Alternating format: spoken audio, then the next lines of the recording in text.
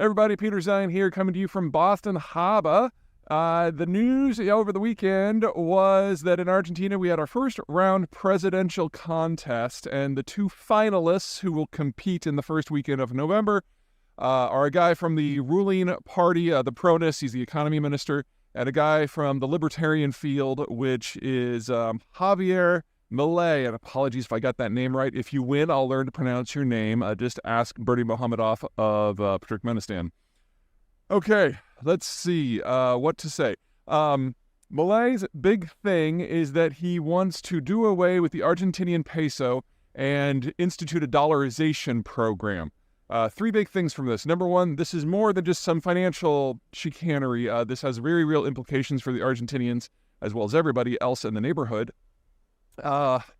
Because the financial strategies of the Peronis are a little wackadoo. Peronism is a very non-standard political and economic ideology, and it combines the worst aspects of Venezuelan socialism with corporate Nazism.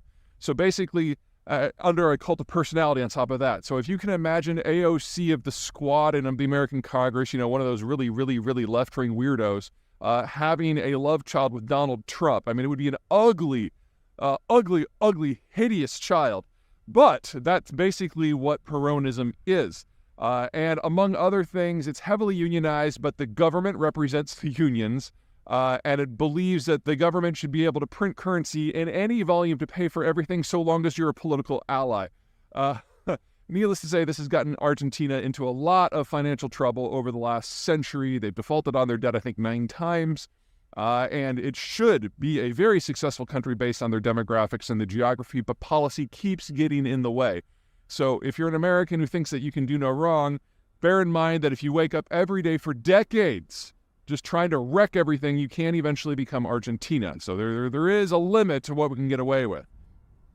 Now, with that kind of in your back pocket, let's talk about the impacts here. If dollarization worked, it would destroy the ability of the Peronis, or really any government in Argentina, to use their central bank and their currency in order to manipulate events. And that is honestly the idea here that Milei has, is this: if we can wreck their ability to do what they've been doing these last 90 years, then that entire political ideology will die on the vine, because they'll actually have to then balance the books and do things like have fiduciary responsibility. And in that sort of environment, people who can do math are going to do better than people who cannot do math. So there's more at stake here than simply having a balanced budget. It's about eliminating what has been the dominant ideology of the country and has been very damaging for generations. Number two, it's not easy. The first step to dollarizing the economy is to remove all the pesos from circulation. And that means that the Argentine government under Milei would have to go out and get a lot of US dollars to buy back all the currency.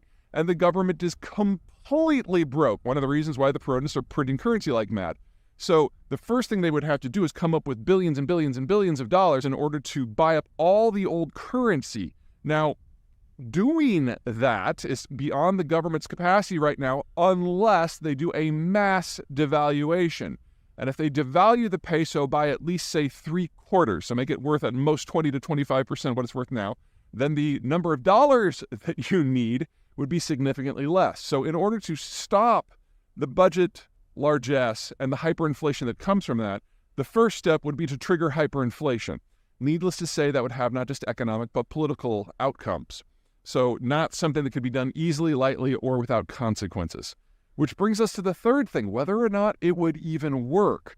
The whole idea of dollarization in the handful of countries that have done it is they believe that their institutions are not sufficiently responsible to be granted independent monetary policy and control over a printing press. So by doing away with that completely, basically ending the central bank, you then have a system where everyone is beholden to a much more responsible monetary regimen, that of the United States. You can cue the laughter for those of you who are gold bugs out there. The issue with this is that there's more things that the central bank does than just regulate the currency. They're also the lender of last resort. They're also the regulator for the banking sector. And if you have a central bank that does not have the capacity to step in and help the banks in a system that is as fiscally wobbly as Argentina, you're also going to have a bank run, a bank collapse, and nothing behind it to stabilize it.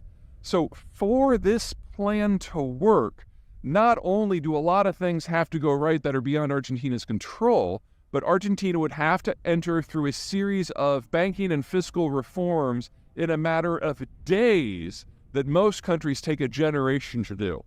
There's a reason why dollarization as a rule is not something that states do, and it's certainly not a quick fix. It requires years of reforms, and it's not clear that the political and economic system in Argentina has that sort of durability or attention to detail.